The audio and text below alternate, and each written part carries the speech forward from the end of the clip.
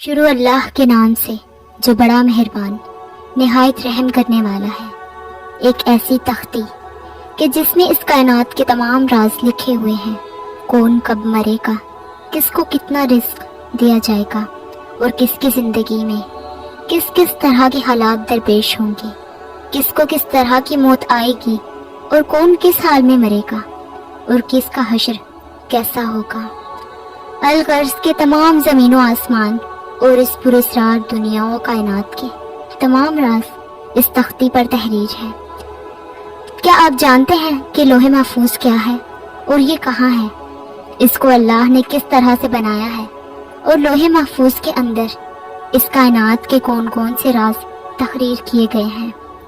جب اللہ کسی کام کا ارادہ فرماتا ہے تو اس کام کو کیسے سر انجام دیا جاتا ہے، اور لوح محفوظ پر اللہ نے کون سے فرشتے کو محسوس کیا ہے۔ کیا لوح محفوظ پر لکھی ہوئی تقدیریں بدلی جا سکتی ہیں؟ تو دوستو، ان تمام تر سوالوں کے جوابات قرآن و حدیث کی روشنی میں آج کی اس ویڈیو میں آپ کو بتاؤں گی۔ لہٰذا آپ سب سے گزارش ہے کہ ہماری اس ویڈیو کو اینڈ تک ضرور دیکھیے گا۔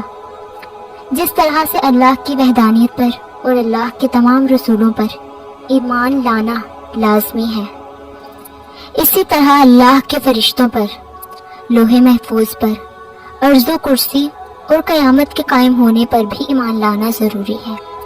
لوح ایک عربی زبان کا لفظ ہے جس کے معنی تختی اور محفوظ اسے کہتے ہیں جس کی حفاظت کی جائے۔ روایات میں آتا ہے کہ اللہ نے زمین و آسمان کو تخلیق کرنے سے 50,000 سال پہلے لوح محفوظ کو تخلیق فرمایا۔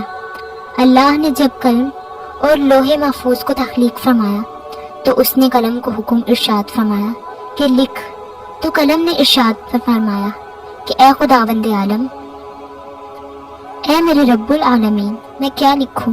تو اللہ نے ارشاد فرمایا کہ اس کائنات کی ابتدا سے لے کر انتہا تک کی تمام تر معمولات کو لکھ دو۔ تو اس طرح قلم نے حکم خداوند عالم سے لوح محفوظ پر تمام تر معمولات کو لکھ دیا۔ لوح محفوظ ایک ایسی تختی ہے کہ جس میں تمام انسانوں کی تقدیروں کو لکھ دیا گیا ہے۔ اس کائنات کی تخلیق سے لے کر اس کائنات کے فنا ہو جانے تک ہر چیز اس میں لکھی ہوئی ہے۔ لہٰذا اب تک جو کچھ بھی اس کائنات میں ہوا ہے اور قیامت تک جو کچھ بھی ہوگا، وہ تمام کا تمام وہ سب اس میں تحریر ہے۔ لہٰذا لوح محفوظ تمام مخلوقات میں اور تمام تر مخلوقات کی پہنچ سے بالا تر ہے۔ کوئی بھی انسان یا شیطان اس تک نہیں پہنچ سکتا۔ علماء کرام لکھتے ہیں کہ لوح محفوظ میں محبوب کی تمام اقسام اور ان کے متعلق تمام امور، مثلا موت، رزق، اعمال اور اس کے نتائج اور ان پر نافذ ہونے والے فیصلوں کا بیان ہے۔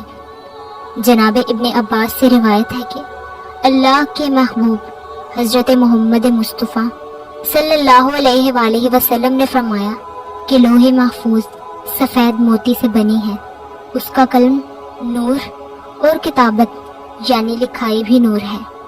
جو چیز سب سے پہلے لوح محفوظ میں تحریر ہوئی ہے اس میں اللہ فرماتا ہے کہ میں اللہ ہوں، میرے بعد کوئی عبادت کا مستحق نہیں، اور محمد میرے رسول ہے، اور علی اللہ کے ولی ہیں۔ جس نے میرے فیصلے کو تسلیم کر لیا اور میری نازل کی ہوئی مصیبت پر صبر کر لیا اور میری دی ہوئی نعمتوں کا شکر کر لیا تو میں نے اس کو صدیق لکھا ہے۔ ابن عباس سے روایت ہے کہ اللہ کے رسول حضرت محمد مصطفیٰ صلی اللہ علیہ وآلہ وسلم نے فرمایا کہ لوح محفوظ کی لمبائی 100 سال کی مسافت فاصلہ یعنی دوری تھی، جیسا کہ امام علی علیہ السلام نے فرمایا کہ سلونی قبل تفقدونی، پوچھو اس سے پہلے کہ میں دنیا سے چلا جاؤں، کیونکہ میں زمین سے زیادہ آسمانوں کے راز جانتا ہوں، میں زمین سے زیادہ آسمانوں کے راستے جانتا ہوں۔ اس لب و لہجے میں بی بی فاطمہ زہرا نے مولا علی علیہ السلام سے کیا ہی خوبصورت ارشاد فرمایا۔ بی بی فرماتی ہیں کہ مولا فرماتے ہیں کہ میں گھر میں داخل ہوا، سیدہ فاطمہ زہرا مطبخ میں تھی، امور خانہ داری میں مصروف تھی کہ آواز آئی، ادلو منی یا علی، تعا للہ یا علی، یا علی میرے قریب آئیے۔ میں قریب گیا اور قریب آئیے۔ مولا فرماتے ہیں کہ میں قریب گیا۔